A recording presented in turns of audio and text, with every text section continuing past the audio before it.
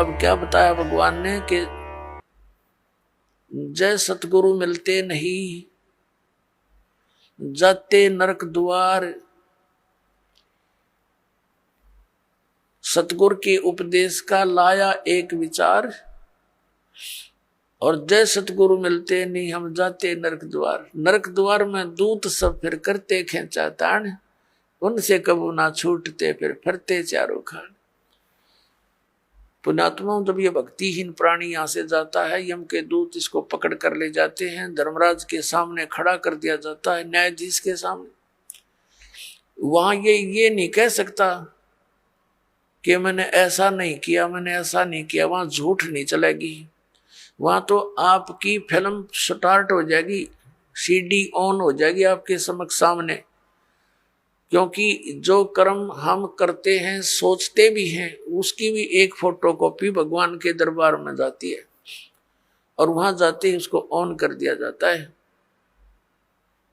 अब जैसे आप जी भक्तों को, भाई बहनों को कहते हो, रिश्तेदारों को या कोई मित्र पड़ोस में मिल जाते हैं, उनको भी समझाते हो भक्ति कर लो, परमात्मा का नाम ले लो। तो अब तो उनके पास समय नहीं है, क्योंकि उनको ज्ञान नहीं है। फिर वो जब वहां दरबार में खड़ा होगा तो ये एक पली लगाता है भगवान के आगे, एक बहाना खोजता है कि परमात्मा मुझे पता नहीं चला, हमने तो इतना ज्ञान हुआ था, अपना काम करो, बच्चों का पालन पोषण करो।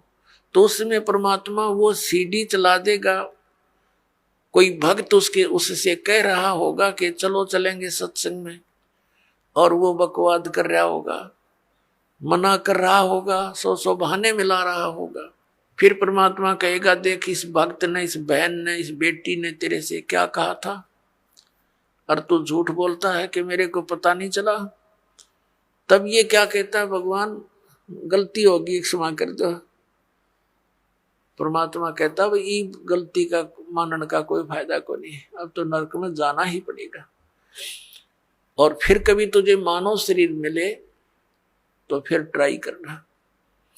तो पुण्यात्माओं, ये धर्मराज के दरबार में जो प्राणी जाता है, उसके बाद इसको नरक में डाला जाता है, और वहां तो लाखों की संख्या में, हजारों की संख्या में पशुओं की तरह चारों तरफ से यम के दूत, जो समझ लो हाथों में भाले, क्योंकि वो शरीर ऐसा है, उसमें पीड़ा घनी होती है, और उसमें मरता नहीं प्राणी, पीड़ा ज्यादा होती है।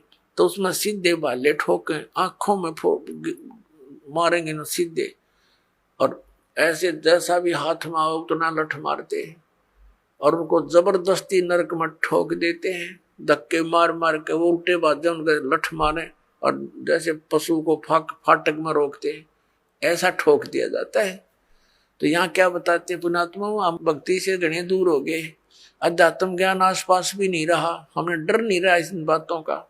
इन बातों को हम ऊट पटांग से मानते हैं, इन अज्ञानियों के ज्ञानों के को सुन सुन के, अज्ञान को, कि भगवान कहीं, नरक कहीं नहीं है, यही स्वर्ग है, यही नरक है। अरे इतने बड़े बड़े ग्रंथ लिखे हैं, महापुरुषों ने आंखों देख कर बताए हैं, उनको हम अपनी सोच से झूठा कैसे कर देंगे, करेंगे तो करे रहेंगे, लेकिन सच्चाई हमारे कहने से मिट नहीं सकती।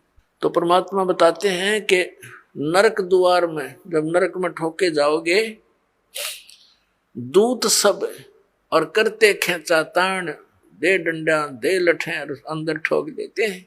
नरक द्वार में दूत सब करते खेचा ताण,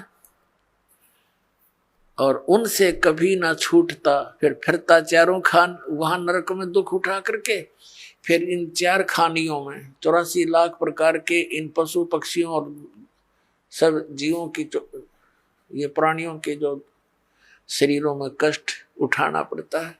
अब परमात्मा बताते हैं, नरक द्वार में दूत सब करते खेचा ताण, उनसे कबू ना छूटता फिर फिरता चारों खान। चार खानी में भरमता और कबू न लगता पार, सो फेरा सब मिट गया मेरे सतगुरु के उपकार।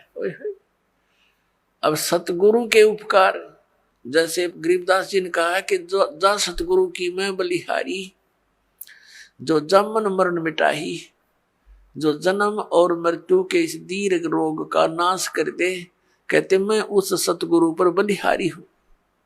तो जन्म मरण का रोग का नाश कबीर परमेश्वर ही कर सकता है। और कबीर परमेश्वर जिस भी अपनी आत्मा को, दास को यहाँ भेजता है अपना सामर्थ्य देकर, तो यह उसके द्वारा परमात्मा ही करवाता है। अन्य ना तो किसी भगवान की भक्ति से ये जन्म मरण का रोग नाश हो सकता।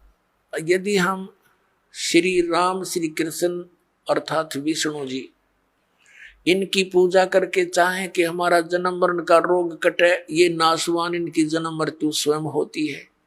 ऐसे ही शंकर जी की जन्म मृत्यु होती है, ब्रह्मा जी की जन्म मृत्यु होती है। इनका पिता है सरपुरुष, जिसको काल रूपी ब्रह्म भी कहते हैं। जो गीता बोल रहा है श्री कृष्ण जी में प्रवेश करके, वो स्वयं स्वीकारता है। गीता जी अध्याय नंबर 4 के श्लोक नंबर 5 और 9 में, अध्याय नंबर 2 के श्लोक नंबर 12 में, गीता जी अध्याय नंबर 10 के श्लोक नंबर 2 में ये कहता, अर्जुन तेरे मेरे बहुत जन्म हो चुके हैं, तू नहीं जानता मैं जानता हूं। तो इससे सिद्ध है कि इस ब्रह्म की पूजा करने वाला भी जन्म मरण के रोग से नहीं बच सकता। और ब्रह्म की साधना ब्रह्म पुजारी गुरु से ही लेनी पड़ती है। उस गुरु की शरण में जाने से भी जन्म मृत्यु का रोग नहीं कट सकता। और जब तक जन्म मृत्यु का रोग नहीं कटेगा, हम शांति नहीं हो सकती। आप सुन रहे थे जगत गुरु तत्वदर्शी संत रामपाल जी महाराज जी के मंगल प्रवचन। अधिक जानकारी के लिए विजिट कीजिए हमारी वेबसाइट www.jagatgururampalji.org। संत रामपाल जी महाराज जी के शुभ आशीर्वाद से पूरे विश्व भर में 500 से भी ज्यादा नाम दीक्षा केंद्र हैं, जिन पर संत रामपाल जी महाराज जी द्वारा ऑनलाइन निशुल्क नाम दीक्षा दी जा रही है। अपने नजदीकी नाम दीक्षा केंद्र का पता करने के लिए संपर्क करें 8222880541।